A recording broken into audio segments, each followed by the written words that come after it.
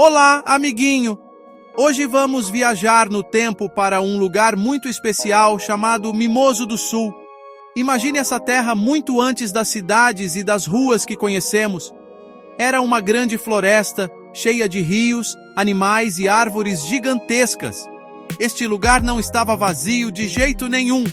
Era o lar de muitos povos, os primeiros habitantes do Brasil. Eles viviam em harmonia com a natureza, conhecendo cada cantinho da mata. Vamos contar a história desses povos valentes. Eles são os verdadeiros donos originais desta terra, e suas histórias são cheias de aventura, coragem e sabedoria. Prepare-se para conhecer os Goitacazes e os Puris, dois povos incríveis que viveram aqui. Nossa história começa com uma pergunta: quem morava em Mimoso do Sul antes de todo mundo? A resposta nos leva a uma aventura fascinante. Primeiro, conhecemos os Goitacazes, um povo forte e muito diferente dos outros. Eles não eram como os famosos tupis que muita gente conhece. Depois, quando os Goitacazes se foram, chegaram os tupis, trazidos por religiosos. E mais tarde, vindos das montanhas, chegaram os puris. Cada povo tinha seu próprio jeito de viver, sua própria língua e seus costumes. Mimoso do Sul foi como um grande palco onde essas diferentes culturas se encontraram, viveram, lutaram e deixaram suas marcas para sempre. Pense em Mimoso do Sul como um grande livro de histórias. Cada rio, cada montanha e cada pedaço de terra guarda um segredo, uma memória desses povos. Os Goitacazes, por exemplo, eram mestres em nadar e correr pelas planícies alagadas. Já os puris eram especialistas em viver nas serras, caçando e coletando o que a floresta oferecia. Entender a história deles é como montar um quebra-cabeças.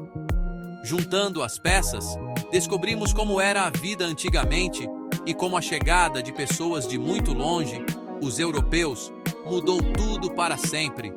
É uma história de encontros, mas também de muitos desafios e tristezas. Então, venha com a gente nesta jornada. Vamos usar nossa imaginação para voltar ao passado e caminhar pelas matas de Mimoso do Sul. Vamos ouvir as histórias que o vento conta, as canções dos pássaros e o som dos rios.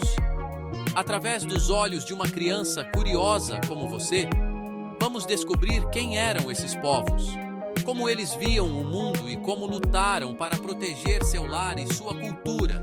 A saga dos Goitacazes e dos Puris é uma parte muito importante da história do Brasil, e conhecê-la nos ajuda a entender melhor o lugar onde vivemos hoje e a valorizar a memória dos que vieram antes de nós.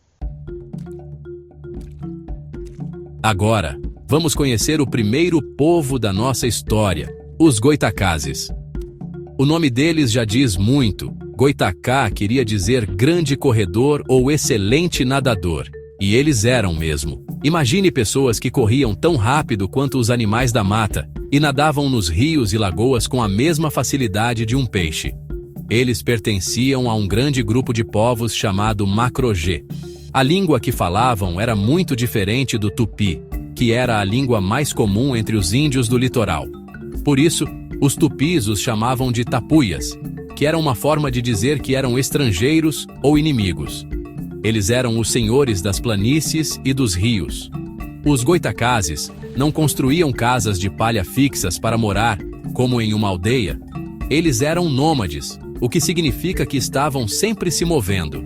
Eles viajavam em pequenos grupos, chamados de cabildas, com cerca de 200 pessoas. Eles não plantavam milho ou mandioca.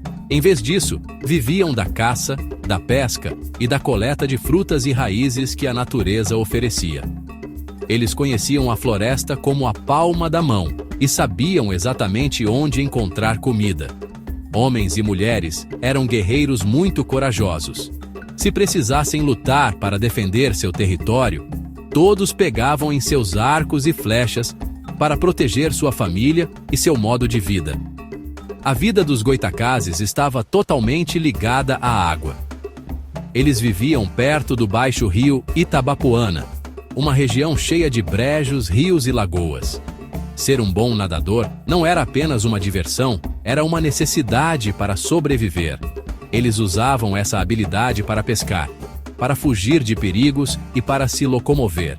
Eles eram tão adaptados a esse ambiente que pareciam fazer parte da paisagem. Os Goitacazes eram um povo livre, que não gostava de ser controlado. Eles amavam seu território e seu jeito de viver, e não estavam dispostos a abrir mão disso facilmente. Sua força e sua independência eram conhecidas por todos os outros povos da região. Antes mesmo da chegada dos europeus, os Goitacazes já eram um povo em expansão. Eles eram tão fortes que conseguiram expulsar um grupo tupi, os Papanazes, da região do litoral. Isso mostra como eles eram guerreiros poderosos e determinados a defender seu espaço. Eles não eram apenas caçadores, eram guardiões de uma vasta área, das planícies alagadas até as primeiras colinas. A história deles é a história de um povo que dominava seu ambiente com uma habilidade incrível, vivendo de forma simples, mas com muita força e coragem. Eles eram os verdadeiros reis das planícies e das águas daquela região. Um dia, navios muito grandes, diferentes de tudo que os Goitacazes já tinham visto, chegaram à costa. Eram os europeus. No começo, por volta de 1540, o encontro foi pacífico. Os Goitacazes eram curiosos e os europeus precisavam de ajuda. Os colonizadores queriam plantar cana-de-açúcar e precisavam de gente para trabalhar. Os Goitacazes concordaram em ajudar a derrubar a mata e a trabalhar nos canaviais. Em troca, eles recebiam coisas que não tinham, como machados de metal, facas e espelhos.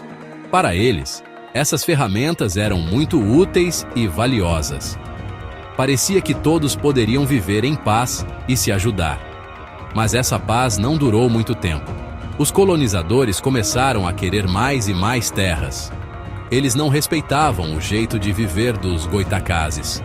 Para os europeus, a terra era algo que se podia comprar e vender, ter um dono. Para os Goitacazes, a terra era de todos, um lar que não podia ser dividido ou vendido. Essa diferença de pensamento começou a gerar pequenos problemas. Além disso, alguns colonizadores começaram a tratar os índios mal, querendo transformá-los em escravos. Os Goitacazes, que eram um povo livre e orgulhoso, não aceitaram essa situação de jeito nenhum. A amizade começou a virar desconfiança. A tensão aumentou até que explodiu em grandes conflitos. Os Goitacazes se sentiram traídos e enganados. Eles decidiram que não iam mais permitir que os europeus ficassem em suas terras. Começaram então duas grandes guerras. Os guerreiros Goitacazes, com sua fúria e coragem, atacaram as plantações de cana-de-açúcar. Eles queimaram os canaviais e destruíram os engenhos, que eram as máquinas usadas para fazer açúcar. Eles mostraram aos colonizadores que não teriam suas terras roubadas sem lutar. A mensagem era clara. Aquela terra tinha dono e eles iriam defendê-la com todas as suas forças. A luta dos Goitacazes foi tão intensa que eles conseguiram o que parecia impossível. Em 1546, eles expulsaram todos os europeus da região. Foi uma grande vitória para o povo Goitacá. Eles recuperaram seu território. E por quase 50 anos, nenhum colonizador se atreveu a voltar para aquela área. A região se tornou um lugar proibido para os europeus, conhecida como uma terra de índios bravos e perigosos. Essa história mostra como os Goitacazes eram valentes e como amavam sua liberdade. Eles não se curvaram e lutaram bravamente para proteger seu mundo do jeito que eles o conheciam. A paz que os Goitacazes conquistaram não durou para sempre. Os portugueses não esqueceram a derrota e queriam aquelas terras de volta. Em 1594, quase 50 anos depois de serem expulsos, eles voltaram. Desta vez, eles vieram com um grande exército, mais preparados e com mais armas. Eles organizaram uma expedição de castigo para atacar os Goitacazes. A guerra foi muito violenta. Os portugueses não vieram sozinhos. Eles trouxeram índios tupis que eram inimigos dos goitacazes para lutar ao seu lado. Juntos, eles eram muito mais fortes. Os goitacazes foram forçados a recuar, saindo do litoral e se escondendo mais para o interior. Além da guerra, outra coisa terrível aconteceu: as doenças. Os europeus trouxeram com eles doenças que não existiam no Brasil, como a varíola e o sarampo. Os corpos dos índios não tinham defesa contra esses novos germes. Uma epidemia muito grave se espalhou entre os goitacazes, matando milhares deles. Foi uma tragédia silenciosa e devastadora. A doença enfraqueceu o povo goitacá muito mais do que as armas dos inimigos. Com poucos guerreiros para lutar e muitas pessoas doentes, ficou quase impossível resistir aos ataques dos portugueses e de seus aliados tupis. Pouco a pouco, o grande povo goitacá foi desaparecendo. A guerra brutal e a epidemia mortal destruíram quase toda a sua população no início do século XVII. Os poucos que sobreviveram tiveram que fugir para muito longe, para o noroeste do que hoje é o Rio de Janeiro. Alguns grupos, sem ter para onde ir, acabaram se rendendo aos portugueses em 1617 e foram levados para viver em aldeamentos controlados por jesuítas. Lá, eles foram forçados a abandonar seus costumes e sua língua. Foi o fim da nação goitacá como um povo livre e independente. Mas a história deles não termina com um ponto final. Os estudiosos acreditam que os goitacazes que sobreviveram não desapareceram completamente. Eles se misturaram com outros povos do mesmo tronco macro-G que viviam no interior. Dessa mistura, com o passar dos séculos, podem ter surgido novos povos, como os coropós e os próprios puris, que vamos conhecer mais para frente. A semente do povo goitacá, sua coragem e seu sangue, pode ter continuado a existir, misturada a outros povos que também lutavam para sobreviver. A saga dos goitacazes terminou, mas seu legado de resistência ecoou pelas matas da região. Depois que os valentes goitacazes foram expulsos e dizimados, a região de Mimoso do Sul ficou mais vazia. Os portugueses, agora donos da terra, queriam ocupá-la para que outros povos indígenas inimigos não viessem para cá. Por volta de 1620, os padres jesuítas, que eram religiosos católicos, tiveram uma ideia. Eles decidiram trazer um grupo de índios tupis para viver na região.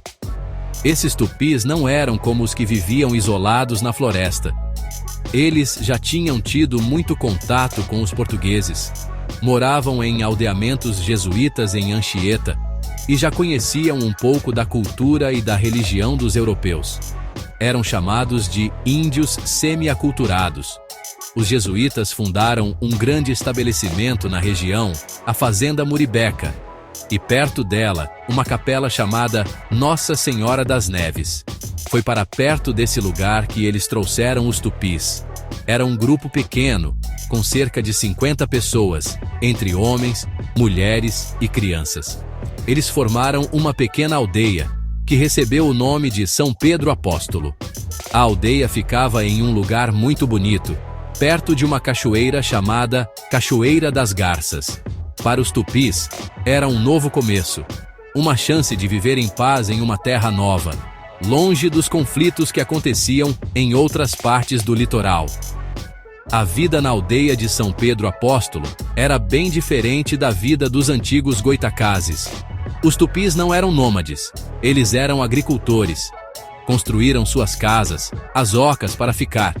Eles plantavam mandioca, milho, feijão e outras coisas para comer. Eles também caçavam e pescavam nos rios próximos, mas a agricultura era a base da sua alimentação. Eles viviam de forma mais sedentária, ou seja, ficavam no mesmo lugar. A vida era tranquila e organizada. Eles viviam em paz com os poucos colonizadores da região e seguiam os ensinamentos dos padres jesuítas. Essa pequena aldeia tupi viveu em paz por um tempo muito longo, quase 200 anos. Imagine por quase 2 séculos, aquela comunidade viveu tranquilamente, cultivando a terra, criando seus filhos e mantendo suas tradições, misturadas com os novos costumes que aprenderam. Eles viram a floresta ao redor mudar muito pouco. Era um pequeno ponto de tranquilidade em um Brasil que passava por muitas transformações e conflitos. Mas essa longa paz estava prestes a ser interrompida. No final do século XVIII, um novo povo, fugindo de outros conflitos, começou a chegar às serras da região, os Puris. O encontro desses dois povos marcaria um novo capítulo na história de Mimoso do Sul. Agora, nossa história sobe as montanhas e encontra um novo povo, os Puris.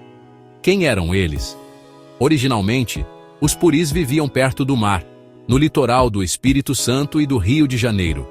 Eles eram ótimos pescadores, mas, a partir do ano 1500, com a chegada dos navios portugueses, a vida deles mudou completamente.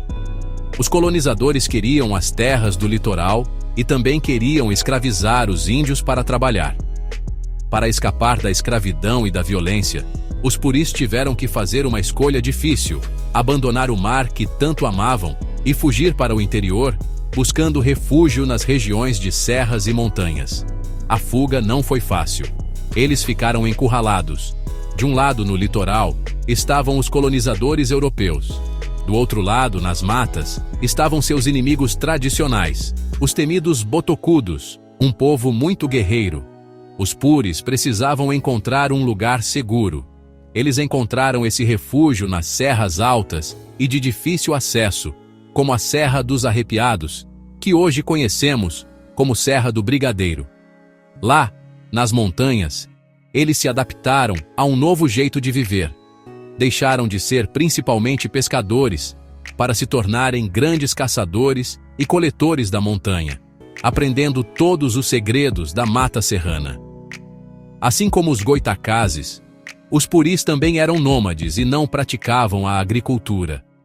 Eles viviam da caça de animais como a paca e o porco do mato, da pesca nos rios das serras e da coleta de frutas, mel e pinhão. A sociedade deles era bem organizada. Tinha um chefe que não herdava o poder, mas era escolhido por sua coragem e habilidade na guerra. Tinham também o pajé, que era o líder espiritual, o curandeiro que conhecia os segredos das plantas medicinais e que liderava os rituais. As tarefas eram divididas. Os homens caçavam e protegiam o grupo, e as mulheres cuidavam da coleta, preparavam a comida e cuidavam das crianças. Fisicamente, os viajantes que os descreveram diziam que os Puris eram de estatura baixa à média, mas muito fortes e robustos. Tinham a pele em um tom de marrom escuro e os cabelos bem pretos e lisos. Eles eram um povo que amava a liberdade e que se adaptou de forma incrível a um ambiente difícil. Eles aprenderam a viver nas montanhas, um lugar que oferecia proteção contra seus inimigos. Por muito tempo, eles conseguiram viver em paz nesse refúgio, mantendo suas tradições e seu modo de vida, até que a expansão dos colonizadores começou a subir as serras, em busca de novas terras e riquezas. Por muito tempo, os Puris viveram relativamente tranquilos em seu refúgio nas montanhas. Mas, a partir de 1837, a paz começou a ser ameaçada. Um poceiro, um homem que toma posse de uma terra que não tem dono legal, chamado Francisco José Lopes da Rocha, chegou à região do Rio Muque do Sul, que hoje faz parte de Mimoso do Sul. Ele não pediu permissão para ninguém, simplesmente chegou, escolheu um pedaço de terra e começou a desmatar a floresta para fazer suas plantações. Essa terra, para os Puris, não era vazia. Era seu território de caça, sua casa. Os Puris não gostaram nada de ver um estranho destruindo a mata. Eles foram até o poceiro e tentaram intimidá-lo para que ele fosse embora. Mas Lopes da Rocha era teimoso e se recusou a sair. Ele achava que tinha o direito de ficar ali. A tensão aumentou. Um dia, como um aviso, os Puris entraram no acampamento do poceiro e levaram embora algumas de suas ferramentas e utensílios. Lopes da Rocha, furioso, foi atrás dos índios e tomou suas coisas de volta à força. A paciência dos puris acabou. Em resposta à violência, um guerreiro puri atirou uma flecha e feriu o poceiro. O conflito havia começado. O problema ficou ainda maior por volta de 1850. A notícia de que havia terras boas para plantar e, talvez, até ouro na região, se espalhou. Isso atraiu muitos outros poceiros e garimpeiros para Mimoso do Sul. Cada novo colono que chegava significava mais um pedaço de floresta derrubada, mais um rio poluído pela mineração e menos espaço para os puris viverem e caçarem. O território indígena foi sendo invadido e diminuindo a cada dia. Os animais que eles caçavam fugiam ou eram mortos pelos colonos. As frutas e raízes que coletavam desapareciam com o desmatamento. A sobrevivência do povo puri estava em risco. Para os colonos, os puris eram um obstáculo. Eram vistos como selvagens que atrapalhavam o progresso. Os conflitos se tornaram mais frequentes e violentos. Os colonos, com suas armas de fogo, eram mais fortes. Os puris lutaram com coragem para defender seu lar, mas era uma luta desigual. Eles foram sendo empurrados cada vez mais para dentro da mata, para áreas cada vez menores e mais pobres em recursos. A chegada dos colonos a Mimoso do Sul foi o início de um período muito triste e difícil para o povo puri. Um período de perda, de luta e de muita resistência para não desaparecer. A situação dos puris ficou ainda mais desesperadora a partir de 1780. Em Minas Gerais, a extração de ouro estava em crise, e os exploradores, chamados de bandeirantes, começaram a procurar novas áreas para minerar. As terras dos puris, nas serras, se tornaram um alvo. Os bandeirantes organizaram expedições para limpar a área, o que significava exterminar os índios que viviam ali.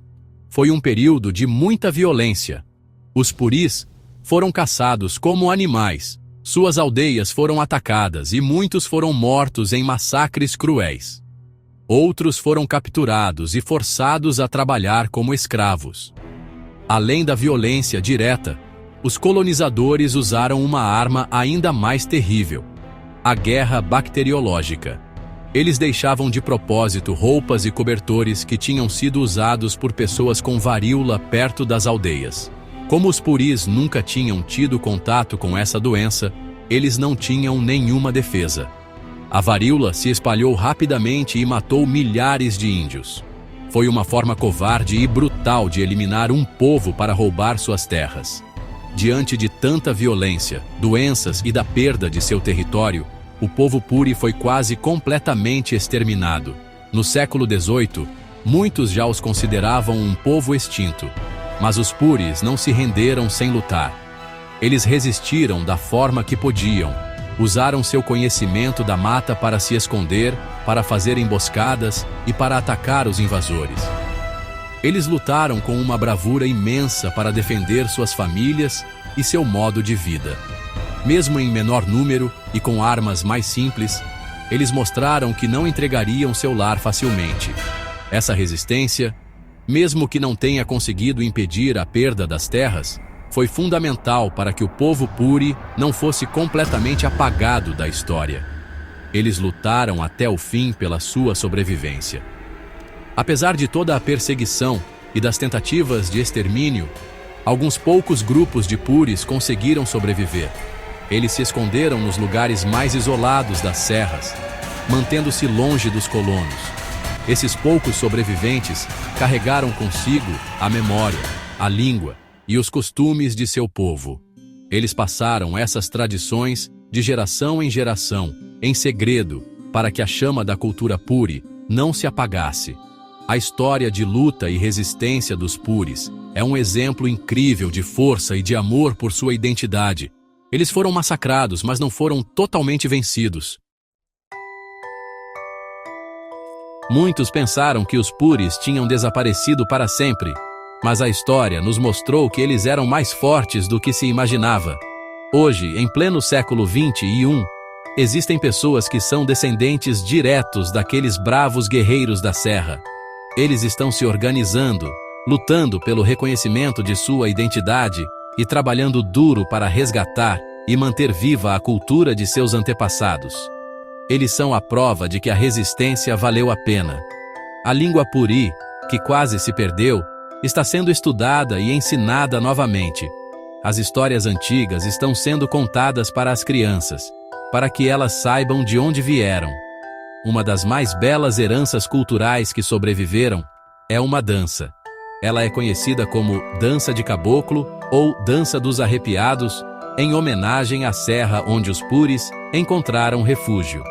Essa dança não é apenas um monte de passos. Ela conta uma história.